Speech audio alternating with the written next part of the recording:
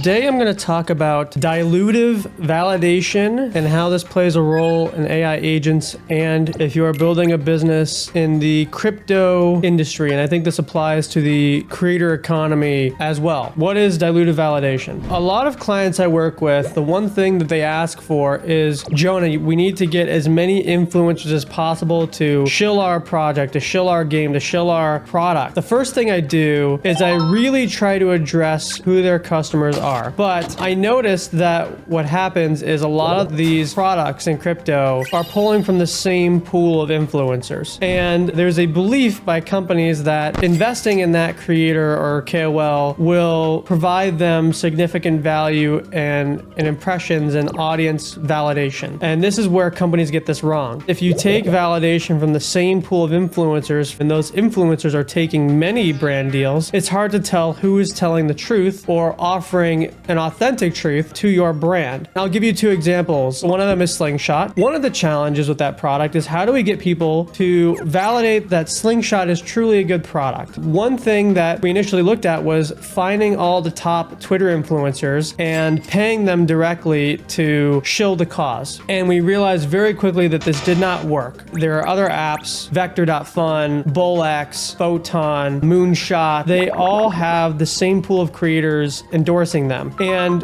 what message are we trying to evoke with this trading app? From first principles, what is a trading app supposed to do? When a token launches or gets listed on an app, it should mean that it has more liquidity, it can access new users, and the interface as well as the fees are attractive and offer something different from a Coinbase or a Binance or something else. Turns out trading apps are best acquired by native traders and word of mouth. And so we made the active decision to not necessarily go to a bunch of Twitter or X direct influencers or YouTubers, but we need to go really granular and go for net new traders. Traders in Discords, from TikTok, from YouTube, traders who don't interface with X on the day-to-day, but you select a couple of X creators that don't always get really good deals and provide enough validation. For the validation to be justified, it needs to come from an external source. So the second part of this video, how does this tie to AI agents and influencers? You're seeing the reality of a prior video I talked about, which is called selling the truth. A lot of creators are taking too many deals, and a lot of the other part is AI agents are a race to zero cost. And so what you're going to see is you're going to see a lot of companies build their own AI agents to build their own truth. And these agents are going to, over time, overtake many of the creators. There are YouTubers or influencers that stand above validation or can call validation because their trust is so high. So for example, Marques Brownlee. And then there is validation community. These are influencers that take a lot of deals before they reach Marques Brownlee peak. And so they've kept themselves in like this validation block. An AI agent starts at the bottom and can completely circumvent this block and get to the Marques Brownlee level because the current internet belief is if an AI says it, then it likely has truth. We live in a society where there's so many people with opinions that are wrong or are not researched or are not trusted that people are more willing to trust a machine than they are other people. This is why you're seeing the rise of AI agents. This is why every company is going to try and build their own AI agent, but you need to have very distinct agents that are eventually assisting validation influencers, not becoming the source of validation, because eventually there's going to be anger when people on the internet realize that agents can't tell the truth. They can only produce output from whatever the input is. If you